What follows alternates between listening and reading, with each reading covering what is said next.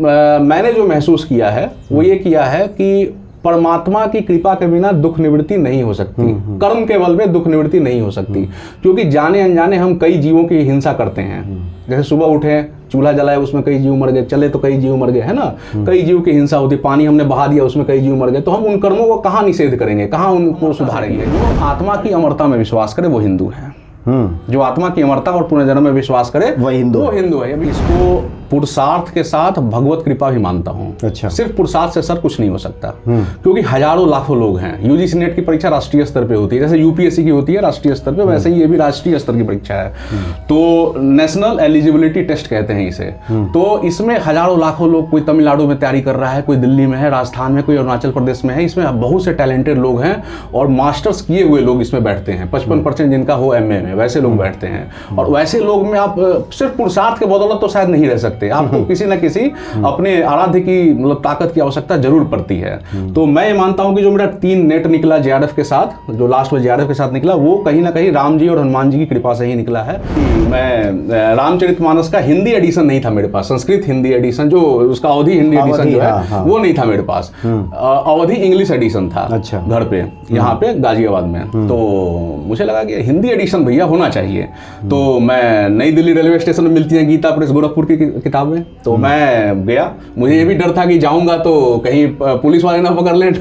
तो मुझे उतने पता भी नहीं था। मतलब मैं अंदर जाएंगे तो पकड़ भी सकते हैं। हाँ, मतलब बिना, लेकिन भक्तिभाव इतना तीव्र था कि मुझे चाहिए भैया इसको, ये चाहिए मुझे, रामचरितमानस मुझे चाहिए। और एक मैं गीता प्रेस गोरखपुर की रामचरितमानस ले आया, 2015 की बात है। अच्छा। और गया और उस दिन लाया, और जब वो मेरे हाथ में आई तो मुझे ऐसा लगा कि मैंने शायद राम जी को ही गले लगा लिया है। इतनी ताकत और मतलब एहसास अच्छा हुआ। कोई भी ऐसी धार्मिक स्थली पर आप जाएं, चाहे आप मथुरा जाएं, चाहे आप अयोध्या जी जाएं, या आप यहाँ पे कनॉट प्लेस वाले हनुमान जी पे जाएं, या आपने भी अगल बगल जो आपके मंदिर होंगे, आप देखेंगे ये जो वानर होते हैं ना, ये कभी भी किसी गलत जगह पे जल्दी नहीं मिलेंगे। ये आपको मंदिर के आसपास जरूर मिलेंगे। बिल्कुल, ये तो बिल्कुल सही बात, ये जरूर मिलेंगे आपको मंदिर के आसपास। और ये बताता है कि धार्मिक स्थल पे वानर का मिलना, अर्थात वहां पे कोई पवित्र ऐसी तरंगे हैं जो उन्हें भी खींच रही हैं और आपको भी खींच रही हैं। तो जब मेरी अभिलाषा थी तो मैंने हनुमान जी का चिंतन किया, और मंगलवार को ही मैंने गणेश जी हनुमान जी को एक साथ याद किया,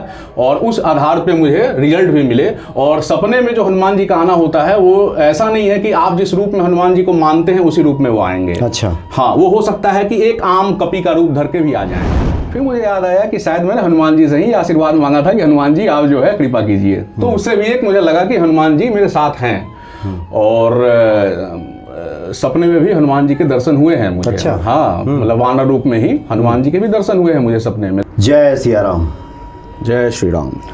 सब सुख लहे तुम्हारी सरना, तुम रक्षक काहू को डरना। श्री हनुमान जी की प्रसन्नता से भक्तों के जीवन में सब कार्य आसान हो जाता है, जीवन की जो राह है वो सुगम हो जाती है। आज एक बहुत ही महत्वपूर्ण शख्सियत से आपका हम परिचय कराते हैं। आप रविशंकर जी हैं, स्वागत है आपका। धन्यवाद। जय सिया राम। जय सीताराम जी। और रविशंकर जी, ईश्वर की तो भक्ति में आप लगे ही हैं, चूँकि बचपन से आपके बारे में जानकारी मिली कि आप ईश्वर की भक्ति में लगे जी। और आपने शिक्षण एवं शोध कार्य से आप जुड़े हुए हैं। महात्मा गांधी और वीर सावरकर का हिंदू चिंतन एक विश्लेषणात्मक अध्ययन पे आपने पीएचडी किया है जी। हमारा शोध कार्य उस पे है। शोध कार्य आपने किया है। बचपन से ही आपने रामचरितमानस, भगवत गीता, उपनिषदों का अध्ययन किया, साथ ही प्राचीन ग्रंथों का भी आपने अध्ययन किया है जी। सनातन हिंदू संस्कृति में रुचि आपकी बचपन से रही है और इसी को लेकर आप कार्य में लगे हुए हैं। बचपन से रही है। इस पे आज हम बात करेंगे, क्योंकि बहुत सारी जिज्ञासाएं लोगों के मन में रहती है। सनातन धर्म क्या है, हिंदू धर्म क्या है, अवधारणाएं क्या है, राम की भक्ति, हनुमान जी की भक्ति, ये तमाम जो विचारधाराएं हमारे देश में चली, उन सब पर हम बारी बारी से आपसे बात करें। सबसे पहले आपसे यही जानना चाहते हैं कि चूंकि बचपन से आपकी रुचि रही भक्ति के प्रति, हनुमान जी तो संकट मोचन है। संकट मोचन है, बिल्कुल। उनकी कृपा से तो सब संभव है। सब संभव। राम मिला देते हैं वो। राम जी से मुलाकात जो होगी हमारी जी, वो हनुमान जी के ही द्वारा होगी। ये सबसे पहले हमारे सभी सनातनी बंधुओं को समझ लेना चाहिए कि राम जी को मिलाना जो होता है, जैसे विभीषण से मिलवाया, सुग्रीव से मिलवाया, वैसे ही हनुमान जी के थ्रू ही जो है, हनुमान जी के द्वारा ही हम राम जी से मिल सकते हैं। क्योंकि हनुमान जी जो हैं ज्ञान गुण सागर हैं। तो ज्ञान वो कौन देगा हमें कि राम कौन है, वो हनुमान जी ही देंगे जी। राम से परिचय तो वही कराएंगे। वही कराएंगे। राम दुआरे तुम रखवारे। होत ना आज्ञा बिनु पैसारे। हनुमान जी की महिमा ऐसी है कि हमारे सनातन धर्म में अनेक ऋषि मुनि हुए हैं, और सनातन धर्म की परंपरा आप सभी जानते हैं, हम सभी जानते हैं कि काफ़ी जो है समृद्ध रही है। तो इसमें जरा हम हनुमान जी की बात करें तो हनुमान जी कौन है, तो अनेक अवधारणाएं हैं हनुमान जी के बारे में, लेकिन हनुमान जी की जो सर्वश्रेष्ठ अवधारणा है वो है राम रसायन तुम्हारे पासा। इनके पास राम रूपी रसायन है, नाम रूपी बल है, और इसके द्वारा जो है वो बड़े बड़े संकटों को भी हमारे हर लेते हैं, और उससे भी बड़ी बात ये हमें नवधा भक्ति प्रदान करते हैं। हनुमान जी के पास वो अष्ट सिद्धि नौ निधि के दाता तो है ही, लेकिन वो छोटी बात है। आध्यात्मिक धरातल पे अष्ट सिद्धि नौ निधि का वैसा महत्व नहीं है जैसा नवधा भक्ति प्रदान करने का है, और वो प्रदान करने की ताकत हनुमान जी में है। और इसका हम सभी प्रत्यक्ष उदाहरण है, मैं तो हुई, और भी हमारे मित्र कप्तान जी हैं, भाई साहब हैं हमारे, कई लोग हैं जो ये बात को मानेंगे कि हनुमान भक्ति के द्वारा ही राम भक्ति प्राप्त की जा सकती है। और रुद्रावतार हैं, शिव भक्ति के भी एक स्रोत हैं हनुमान जी। जब हम उनकी पूजा करते हैं तो शिव जी की आराधना तो अपने आप ही हो जाती है, और उसमें जो हनुमान चालीसा पढ़ते हैं उसमें जो राम जी का नाम आता है वो राम जी की भी आराधना हो जाती है। तो एक साथ हमने जो है त्रिदेवों की पूजा कर ली। ब्रह्मा जी तो हैं ही हमारे, वो तो ब्रह्मांड में ही मौजूद हैं, तो ब्रह्मा जी कौन है, ब्रह्मांड ही है। उन्होंने ही ब्रह्मांड की पहले स्वयं ब्रह्मांड बने और उन्हें अनेक जीव जंतुओं की रचना कर दी। तो ब्रह्मा जी, विष्णु और महेश तीनों की पूजा हनुमान जी की पूजा से मेरे अनुसार तो हो जाती है। ये है हनुमान जी की। इसलिए गोस्वामी जी ने लिखा भी है कि और देवता चित्त न धरई हनुमत से सर्व। त्रिदेवों की पूजा हो गई हनुमान जी की पूजा करके, सबकी पूजा हो, त्रिदेवों की, हाँ सबकी पूजा। अच्छा, आगे हम बात बढ़ाएं उसके पहले थोड़ा ये बताइए कि चूंकि बचपन से आपकी रुचि रही, जी जी, हनुमान जी के कृपा पक्ष की अगर हम बात करें, क्योंकि ईश्वर कृपा तो बहुत आवश्यक है जीवन में, इसको आप कितना आपने महसूस किया है या फिर आपके लिए आवश्यक लगता है? मैं बात बताऊंगा, थोड़ी हंसी की भी बात है लेकिन विश्वास की भी बात है। अच्छा, जब मैं छोटा था, स्कूल में पढ़ता था, तो हमारे घर में स्वर्गीय श्री कमलापति सिंह जी, हमारे दादाजी, वो रामचरितमानस का पाठ किया करते थे। नहाने के बाद वो हमेशा ऐसे ज़्यादा वो किताब वगैरह नहीं पढ़ते थे, ऐसे जोड़ के हाथ हनुमान चालीसा और प्रभु राम को याद करते थे। तो उनसे भक्ति की जो अवधारणा मेरे अंदर आई वो पुष्पित पल्वित होते गई समय के साथ। जब मैं स्कूल में गया, कॉलेज में गया, तो मैंने भी अध्ययन किया, स्वाध्याय किया, और उसके बाद जो है मुझे हनुमान जी की महत्ता तब पता चली जब मेरे जो एकेडमिक्स से जुड़े रिजल्ट्स थे। जैसे मैं यूजीसी नेट जेआरएफ में भी मैं टॉप किया था, 99.99% आई थी। अच्छा, मतलब आपको लोगों को सुन के हैरानी होगी, ये हंसी की भी बात है लेकिन विश्वास की भी बात है कि मेरे पोस्ट ग्रेजुएशन के रिजल्ट्स जिसमें फर्स्ट डिवीजन आया, और मेरे 3 नेट हैं जेआरएफ के साथ, तो 3 नेट है, 2 जेआरएफ है, तो जो भी है वो सारे रिजल्ट मंगलवार को ही घटे। अच्छा, मंगलवार को ही नेट का रिजल्ट आया, 2 नेट 1 जेआरएफ, तीसरी बार नेट जेआरएफ था, तो तीनों रिजल्ट मंगलवार को ही आए। मैंने बताया कि ये भैया कैसे हो रहा है। फिर मुझे याद आया कि शायद मैंने हनुमान जी से ही आशीर्वाद मांगा था कि हनुमान जी आप जो है कृपा कीजिए। तो उससे भी एक मुझे लगा कि हनुमान जी मेरे साथ हैं, और सपने में भी हनुमान जी के दर्शन हुए हैं मुझे। अच्छा, हाँ, मतलब वानर रूप में ही हनुमान जी के भी दर्शन हुए हैं मुझे सपने में। तो एक तरह से ये कहूँ कि भक्ति सब कराती है, तो इसमें कोई अतिशयोक्ति नहीं होगी।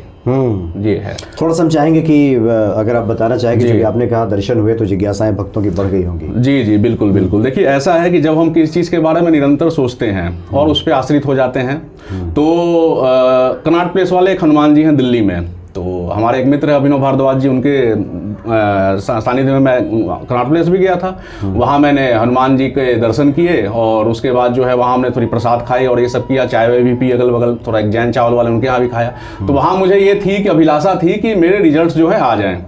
तो जब मेरी अभिलाषा थी तो मैंने हनुमान जी का चिंतन किया, और मंगलवार को ही मैंने गणेश जी हनुमान जी को एक साथ याद किया, और उस आधार पे मुझे रिजल्ट भी मिले। और सपने में जो हनुमान जी का आना होता है वो ऐसा नहीं है कि आप जिस रूप में हनुमान जी को मानते हैं उसी रूप में वो आएंगे। अच्छा, हाँ, वो हो सकता है कि एक आम कपी का रूप धर के भी आ जाएं, लेकिन आपका विश्वास ऐसा सुदृढ़ होना चाहिए कि आप उसमें से अपने लिए जो तत्व है वो निकाल लें। वो ऐसा नहीं है कि आपने उनको जिस रूप में पूजा होगा वैसे ही रूप में आएंगे। कपी का रूप भी धर सकते हैं, क्योंकि हम कलयुग के मनुष्य हैं, वो कहाँ हमारी अभी ऐसी ताकत कि हनुमान जी को उनके ऐश्वर्य के साथ हम देख सकें। तो कपी के रूप में भी आएंगे, लेकिन आपको उस चीज को पकड़ना होगा। आपको कैसे पकड़ना होगा? आपको अपनी भक्ति बढ़ा के पकड़ना होगा, और फिर आप उसको अपना एक इंडिकेशन के रूप में समझें, और उस भक्ति को और 2 गुना 3 गुना जैसे आप बढ़ा सकते हैं पढ़ें, अपना स्वाध्याय करें, भक्ति बढ़ाएं, सब करें, तो अंत में हनुमान जी, राम जी की कृपा अवश्य होती है। और हनुमान जी तो कलयुग के साक्षात देवता हैं, इसमें तो कोई दो राय नहीं है।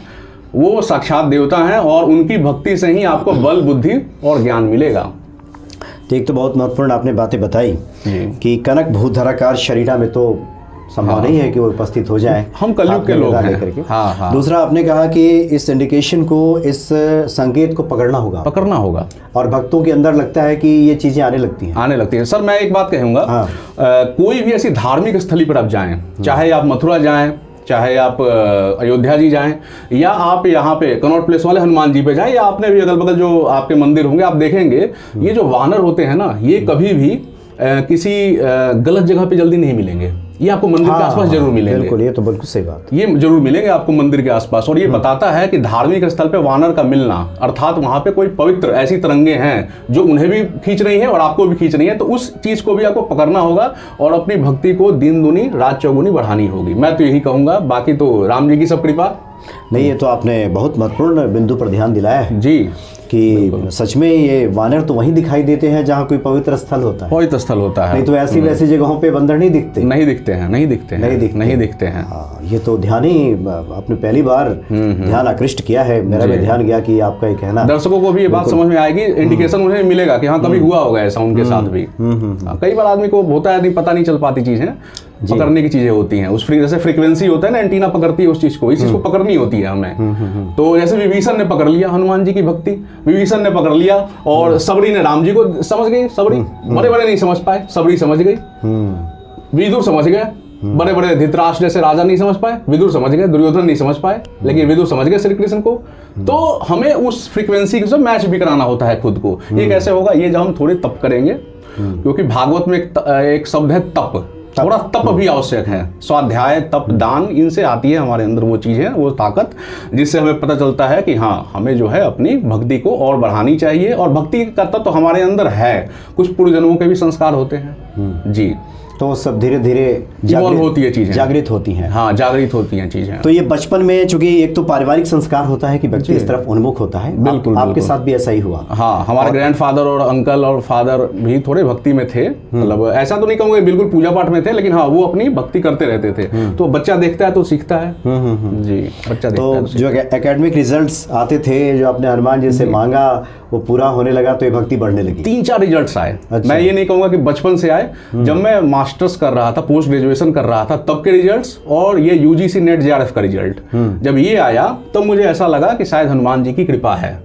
और मैं दर्शकों को बताना चाहूँगा कि मैं रामचरितमानस का हिंदी एडिशन नहीं था मेरे पास, संस्कृत हिंदी एडिशन, जो उसका अवधि हिंदी एडिशन जो है वो नहीं था मेरे पास। अवधि इंग्लिश एडिशन था। अच्छा। घर पे यहाँ पे गाजियाबाद में। तो मुझे लगा कि हिंदी एडिशन भैया होना चाहिए।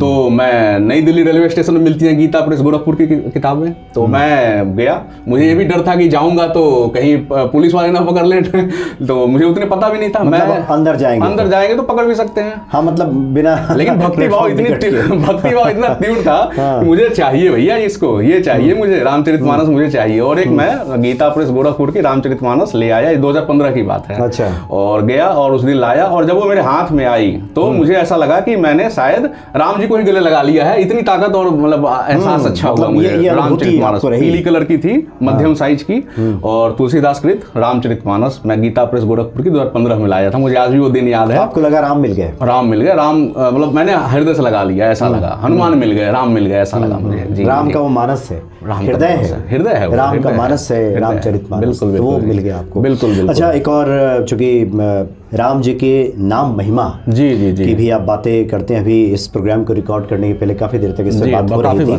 तो ये बताएं कि एक तरफ आपने पीएचडी किया है, अपने पुरुषार्थ की अभी चल रही है, अभी लास्ट है, अभी चल रहा है इस विषय पे। तो एक तो है कि ये सब चीजें अपने पुरुषार्थ से, मेहनत से पाई जाती हैं। कई बार व्यक्ति है कि पुरुषार्थ और मेहनत में ही फंसा खुद को पाता है।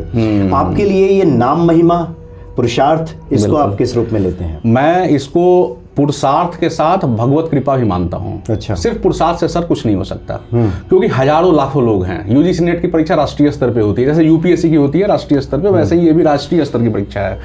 तो नेशनल एलिजिबिलिटी टेस्ट कहते हैं इसे। तो इसमें हजारों लाखों लोग, कोई तमिलनाडु में तैयारी कर रहा है, कोई दिल्ली में है, राजस्थान में, कोई अरुणाचल प्रदेश में है। इसमें बहुत से टैलेंटेड लोग हैं और मास्टर्स किए हुए लोग इसमें बैठते हैं। 55% जिनका हो एमए में, वैसे लोग बैठते हैं। और वैसे लोग में आप सिर्फ पुरुषार्थ के बदौलत तो शायद नहीं रह सकते। सकते, आपको किसी न किसी अपने आराध्य की मतलब ताकत की आवश्यकता जरूर पड़ती है। तो मैं ये मानता हूँ कि जो मेरा 3 नेट निकला JRF के साथ, जो लास्ट में JRF के साथ निकला, वो कहीं ना कहीं राम जी और हनुमान जी की कृपा से ही निकला है। और मैंने अपने फेसबुक पोस्ट पे लिखा भी कि प्रभु राम की कृपा से ही मेरा नेट निकला है। अच्छा, लिखा आपने? मैंने लिखा है, मेरा पोस्ट पे है वो चीज, तो मैंने लिखा है। ये 2019 के पोस्ट में है और शायद 2 बार पहले भी निकला, उसमें भी लिखा हूँ मैं। 19 के तो पोस्ट में लिखा राम जी और हनुमान जी कृपा से ये मुझे प्रभु राम की कृपा से नेट निकला है। अच्छा, बिल्कुल लिखा हूँ मैं, 3 बार लिखा हूँ, 3 बार शायद लिखा हूँ। बिल्कुल मतलब एक बार तो क्लियर है मुझे कि लिखा हूँ, बाकी 2 बार भी लिखा हूँ। तो मैंने उसको लिखा भी, व्यक्त भी किया। और राम जी कृपा के बिना जो मतलब कुछ भी नहीं हो सकता। मेरा मानना है कि प्रभु जो हैं वो हमारे अंदर तो हैं ही, हृदय में तो उनका स्थान है ही, लेकिन बाहर भी हम जो उनका दर्शन करते हैं तो उससे क्या होता है कि हमारी जो गलत धारणाएं हैं, जैसे आजकल के ज़माने में युवा जो हैं गलत चीज़ों में पड़ रहे हैं, आपको पता ही है, नशे में और ये सब में, तो उनसे भी हमें हनुमान जी राम जी बचाते हैं, नो डाउट। क्योंकि उनका चरित्र इतना पवित्र है कि उस चरित्र को देख के ही आज के युवा सीख सकते हैं। वो ऐसे नहीं आ सकता, मतलब सिर्फ मोरल साइंस से नहीं आ सकता। हाँ। एक ऐसा प्रेरक तत्व होना चाहिए हमारे जीवन में, और वो हनुमान जी तो खैर उसके आधार हैं, वो प्रेरणा के। तो बिल्कुल मैंने लिखा भी था, फेसबुक पे लिखा था, और उनकी कृपा से ही निकला। मैं तो ये स्वीकार करूंगा कैमरे के सामने, उनकी कृपा से ही निकला है। अच्छा रविशंकर जी, जो कि आपको बहुत सारे ऐसे भक्त सुन रहे हैं, हाँ, जो लोग प्रतियोगी परीक्षाओं में बैठते हैं, रोजी रोजगार के लिए जो कॉम्पिटिटिव एग्जाम्स का सामना करते हैं, उनके मन में आ रहा होगा कि रविशंकर जी ने आखिर प्रभु राम की कृपा प्राप्त कैसे की? बिल्कुल, ये स्वाध्याय, दान और सत्संग से, अच्छा, अच्छे लोगों की संगत से। मैं 3 चीजों का नाम लूंगा, स्वाध्याय, दान, थोड़ा दान भी कीजिए। ऐसा नहीं कि सिर्फ हम ही इंजॉय करें सब चीजों को, नहीं। तो युधिष्ठिर जी ने कहा था तेन तक तेन भोजन था। अच्छा, हाँ, थोड़ा वो भी होना चाहिए हमारे चरित्र में। और अच्छे लोगों की संगत, सत्संग, अच्छे लोग, सत्संग का मतलब क्या कहा था? युधिष्ठिर जी ने पूछा गया ना कि मतलब कैसे जिए जीवन को, तो उसमें शायद उन्होंने ये बात कही है कि त्याग करते हुए भोगें। अच्छा, मतलब भोग त्याग के साथ।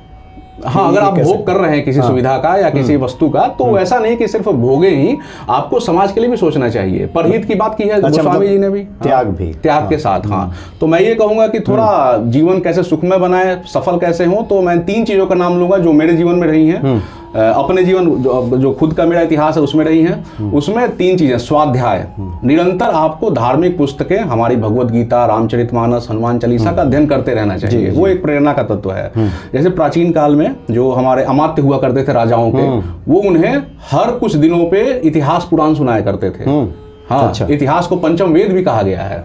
तो इस प्रकार से जो है ज्योतिष का, इतिहास का ज्ञान जो है हमें बहुत ही प्रेरणा प्रदान करता है। दूसरा मैंने कहा दान, जो आपने कहा तेन तक तेन भुजिन था, त्याग के साथ जियो, त्याग के साथ ही भोग करो।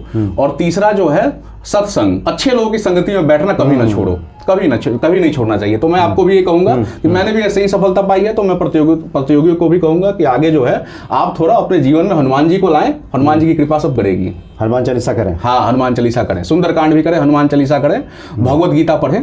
भगवत गीता हमें सिखाती है कि हमें बहादुरी से पेश आना चाहिए समाज के सामने। बिल्कुल ये चीजें हैं, ये मैंने की है। उसके बाद ये आपका यात्राक्रम आगे बढ़ा। हाँ, फिर आप दिल्ली आए। जी, राम की महिमा भी मैंने समझी उसके बाद। अच्छा, राम की महिमा कैसे? राम की महिमा मुझे जो मिली वो रामचरितमानस में भी इसका वर्णन है। अच्छा। राम की महिमा का, राम की महिमा का वर्णन हमारे ऋषि मुनियों ने भी किया है। जो राम की महिमा है उसमें आप देखिए, र है, आ है और म है, 3 चीजें हैं उसमें। ये हमारे त्रिदेव हैं, एक तरह से त्रिदेव हैं ये हमारे, र आ म, ये त्रिदेव हैं, ब्रह्मा विष्णु महेश हैं, तीनों शामिल है इसमें। राम में है राधा माधव भी शामिल है। अच्छा, राधा माधव भी है राम में। राम में अ उ म ओम भी है, प्रणव अक्षर भी है जो सनातन अक्षर है, वो भी है राम में। और राम का जो हम नाम लेते हैं, और कोई कहता है कि भैया हम राम का नाम जप रहे हैं लेकिन हमें कुछ मिल नहीं रहा है, ऐसा लोग कहते हैं ना कई बार। हमारे हिंदू भाई, सनातनी भाई कहते होंगे, मतलब सुनने में तो आ रहा है। तो ऐसा क्यों होता है? जब हम राम का नाम लेते हैं हमें फल नहीं मिल रहा है, ऐसा क्यों होता है? क्योंकि हमने श्रद्धा से राम का नाम नहीं लिया। अच्छा, जब आपके पास कोई हीरे की मनी हो, हीरा हो, तो हम उसे कितने बचा के रखते हैं, कितना बचा के रखते हैं, उसका वो महत्व समझते हैं हम कि बहुत इंपॉर्टेंट है ये। पॉकेट में अगर 20,000 रुपए लेके चले तो बड़ा बचा के चलते हैं कि पॉकेट ना मारी कर ले, बार उस पे हम उसको बचा के पॉकेट मारी ना कर ले हमारे साथ कोई। तो वैसे ही राम जो है ये अपने आप में सनातन नाम है, ये बहुत ही महत्वपूर्ण नाम है। तभी तो वशिष्ठ जी ने ये नाम रखा प्रभु का उस टाइम पे, क्योंकि सनातन है। ये हमेशा से था राम नाम। तो मैं इसके बारे में आपको, चूंकि मैं इतिहास पढ़ता रहता हूँ, तो 2-3 चीजें मैं आपको बताना चाहूंगा। हमारे वेदों में भी, वेद तो बहुत पुराने हैं, ऋग्वेद, अथर्ववेद, यजुर्वेद, सामवेद, 4 वेद हैं हमारे। तो वेदों में भी राम का जिक्र है। ये कंट्रोवर्शियल हो सकता है मामला, लेकिन मैं इस पे एक अपने विद्वानों को, विद्वज्जनों को कहना चाहूंगा कि आप और शोध करें। मैं तो खैर इसमें बहुत ही छोटा बच्चा हूं उनके सामने, लेकिन जो हमारे बड़े विद्वान हैं, जैसे पुरी के शंकराचार्य जी इत्यादि जो हैं, वो इस पे शोध करके और क्लियर करें चीजों को। मैं ये कहूंगा कि वेदों में भी राम नाम है। कैसे है? ऋग्वेद में एक मंत्र आता है जिसमें एक वर्णन है कि सीता का ग्रहण हुआ। अच्छा।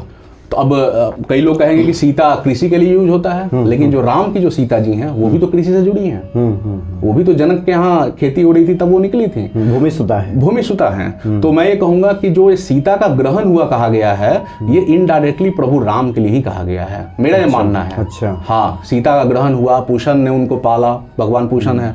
और अनेक अथर्ववेद में भी है, माया मृग को हरने वाला इंद्र। अब लोग कहते हैं कि इंद्र का बहुत वर्णन है वेद में, इंद्र सबसे प्रमुख देवता थे, लेकिन मैं ये कहना चाहता हूं कि इंद्र देवता के साथ एक पद है, राजा का पद। कई जगह क्या पता राम का वर्णन राजा के रूप में हुआ हो। माया मृग को तो राम ही हर सकते हैं मेरे अनुसार। जो राजा है वो इंद्र है। हाँ, इसमें मतलब इस अर्थ में। हाँ, मेरा ये मानना है कि इंद्र कोई नाम नहीं है, इंद्र एक पद है, पद है। और राम राजा भी है, तो राजा को आप इंद्र नहीं कह सकते। अच्छा, बिल्कुल, आप जैसे कह रहे हैं उस हिसाब से तो कह सकते हैं, बिल्कुल। यानी आप कह रहे हैं कि इंद्र एक पदवी है, पदवी है, और मतलब इंद्र का सबसे ज्यादा वर्णन है वेदों में। अच्छा। तो लोग समझते हैं कि सबसे प्रमुख देवता तो इंद्र हैं, और विष्णु का उतना वर्णन नहीं है। कई लोग आपने सुना होगा कहते हुए, लेकिन मैं ये मानता हूं कि इंद्र का वर्णन जो है एक राजा के रूप में है, और राजा के रूप में के साथ साथ एक पालक के रूप में भी है, जो विष्णु को भी इंगित करता है। हाँ, विष्णु पालक है, विष्णु को भी इंगित करता है। इंद्र को विष्णु का बड़ा भाई भी कहा जाता है, कई बार बड़ा भाई भी कहा जाता है इंद्र को विष्णु का।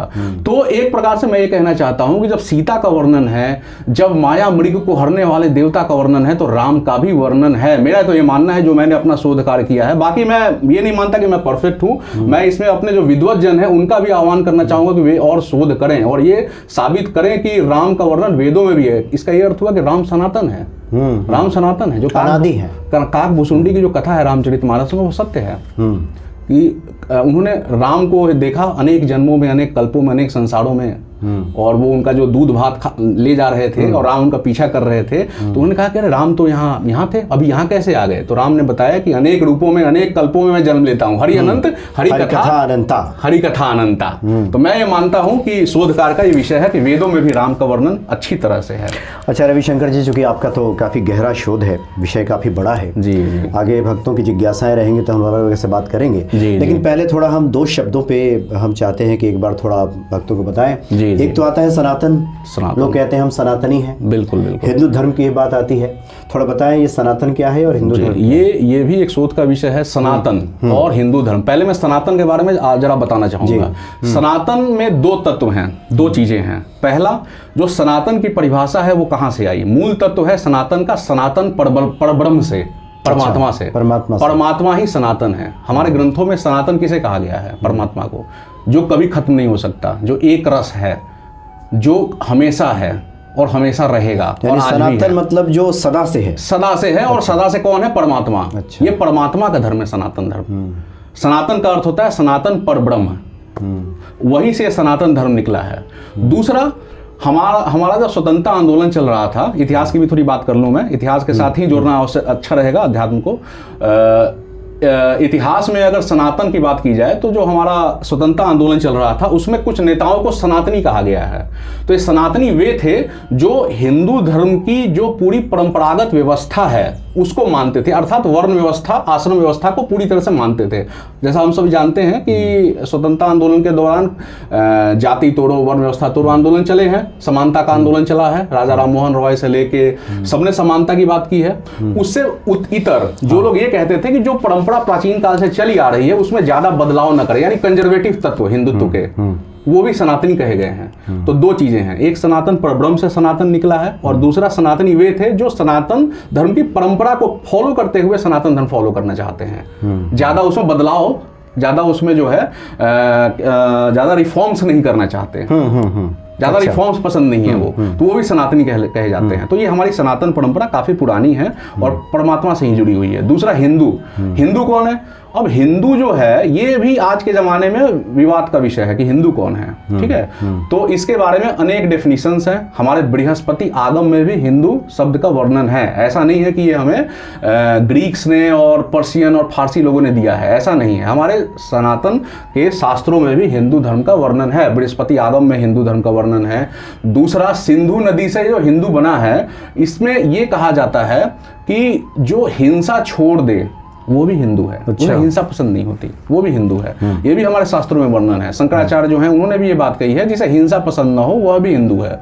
दूसरी, इसकी क्षेत्रीय परिभाषा की गई है। सिंधु नदी से लेके हिंद महासागर तक के बीच के जो निवासी हैं वो हिंदू है, वो भी हिंदू है, ये भी कहा गया है। विवेकानंद और गांधी जी ने इसकी परिभाषा अमरता से की है। जो आत्मा की अमरता में विश्वास करे वो हिंदू है। जो आत्मा की अमरता और पुनर्जन्म में विश्वास करे वो हिंदू है। विवेकानंद और गांधी जी की भी इसमें परिभाषाएं हैं। विनायक दामोदर सावरकर की भी परिभाषा है इसमें कि जो सिंधु नदी से लेके हिंद महासागर तक के क्षेत्र को अपना पुण्य भूमि माने और अपनी पितृभूमि और मातृभूमि माने। मैंने वो ये समझे कि ये हमारी जन्मस्थली है और साथ में ये हमारा जो है धार्मिक स्थली भी है। यहीं से हम उपजे हैं, यही हमारे आराध्य की भूमि है, यही हमारी पुण्य भूमि है। सीधी सरल परिभाषा है ये इसकी परिभाषा है हिंदू धर्म। वो जो ये मानता है वो हिंदू है। तो हिंदू, हम सभी हिंदू हैं, ऐसा नहीं है, हम सभी हिंदू हैं। अगर हमारे दूसरे भी लोग हैं धर्म के, मजहब के, तो वो भी जो हैं अभी इतिहास के कुछ चरण पहले ही वो कन्वर्ट हुए हैं। तो जैसे संघ है वो भी ये मानता है कि कुछ चरण पहले ही, सब कुछ काल पहले ही कन्वर्ट हुए हैं, तो वो भी हिंदू है, वो हिंदू ही है, वो हिंदू ही है, वो भी ये मानते हैं। तो हिंदू धर्म की अनेक परिभाषाएं हमारे विद्वत जनों ने इतिहास में दी हुई हैं। तो उसमें से एक परिभाषा जो मुझे अच्छी लगी वो ये है कि जो आत्मा की अमरता को माने और परमेश्वर में विश्वास करे वो भी हिंदू है। चाहे वो वैदिक हो अवैदिक हो, उससे उतना फर्क नहीं पड़ता। हो सकता है कि थोड़ी वो लचीलापन दिखाते हुए कुछ चीजों को न माने। जैसे छठ पूजा हमारे बिहार यूपी में अच्छे से होती है, तमिलनाडु में नहीं होती, क्या वो हिंदू बदल जाएगा उससे? वो भी हिंदू है, ये भी हिंदू है। कुछ परंपराएं क्षेत्र और काल के आधार पर बदलती हैं, उससे कोई ज्यादा अंतर नहीं पड़ता। देवताओं की पूजा, जैसे तिलक जी ने वहाँ गणपति जी का पूजा महाराष्ट्र में, वो भी हिंदू है। हम यूपी बिहार के लोग भी हिंदू हैं और तमिलनाडु में जैसे ओणम पोंगल मनाई जाती है और केरल में वो भी हिंदू हैं। कुछ परंपराएं क्षेत्र काल के हिसाब से बदलती हैं, उससे हिंदू नहीं बदलता, उससे सनातनी नहीं बदलता, मैं ये कहूँगा। तो ये सभी देश के जो नागरिक हैं जो इसके प्रति श्रद्धा भाव रखते हैं, परमेश्वर में विश्वास रखते हैं, आत्मा की अमरता में विश्वास रखते हैं, कर्म सिद्धांत में विश्वास रखते हैं, पुनर्जन्म में विश्वास रखते हैं, राम और हनुमान की भक्ति में विश्वास रखते हैं, महादेव की साधना में विश्वास रखते हैं, वो हिंदू हैं, वो हिंदू हैं। अच्छा रविशंकर जी, चूँकि आपका तो काफ़ी विस्तृत अध्ययन है इसमें, जी। आगे कड़ी में हम लोग सनातन, बौद्ध, जैन, आर्य, इस पर भी हम लोग बात करेंगे। जो खास करके चर्चा होती है। लेकिन आज की कड़ी में एक आखिरी जिज्ञासा ले लेते हैं हम, चूँकि इसको दुखालय कहा गया है जी इस संसार। जी। दुख है तो दुख से निवृत्ति का उपाय भी है, ये बुद्ध भी कहते थे। बिल्कुल। आपकी नज़र में जो आपने पाया है इन सब अध्ययन करने के बाद, चूँकि ये संसार है, आप देखते ही हैं कितने लोग परेशानी में हैं, दुखों में हैं, मंदिर जा रहे हैं, ईश्वर की शरण में हैं। दुखों से निवृत्ति का क्या उपाय आपको लगता है कि है मनुष्य के लिए? जी देखिए, कलयुग की मैं बात करूंगा थोड़ा। कलयुग पे बड़ी चर्चा होती है। कलयुग 4 लाख साल से ज़्यादा है और ये है वो है। मैं ये कहूँगा कि रामचरितमानस और वाल्मीकि रामायण दोनों हम ग्रंथों का अध्ययन करते हैं तो दोनों में थोड़ी सी डिफरेंस आपको मिलेगी कई जगह। अच्छा। जैसे एक में परशुराम जी क्रोधित होकर आ जाते हैं, दूसरे में परशुराम जी का इंटरेक्शन स्वयंवर से कुछ दिन बाद होता है। अंतर है थोड़ा सा रामचरितमानस और रामायण में। तो मैं ये कहूँगा कि क्यों अंतर है इनमें, तो इसका मैंने अध्ययन किया, कुछ ऋषि मुनियों से भी चर्चा की, तो मैंने ये पाया कि अंतर है नहीं, है सत्य ही। ऐसा है कि मल्टीवर्स, अच्छा मल्टीवर्स की चर्चा है। किसी काल में कोई रामायण घटित हो रही है, उसका वर्णन ऋषि मुनियों ने ध्यान किया, वो रामायण उन्हें दी गई मेडिटेशन में। किसी काल में किसी ऋषि मुनि ने, तुलसीदास ने मान लीजिए अध्ययन किया, उसका ध्यान किया रामायण का, तो उन्हें कुछ और घटनाएं दिखी, उन्होंने उसका वर्णन ज्यों का त्यों कर दिया। ये अंतर है नहीं, ये वही दिखा रहे हैं जो उन्हें दिखा है। अलग अलग कालखंडों में अलग अलग रामायणें हो रही हैं। हरि अनंत हरि कथा अनंता खुल के कहा है तुलसी बाबा ने, इसका क्या मतलब हुआ?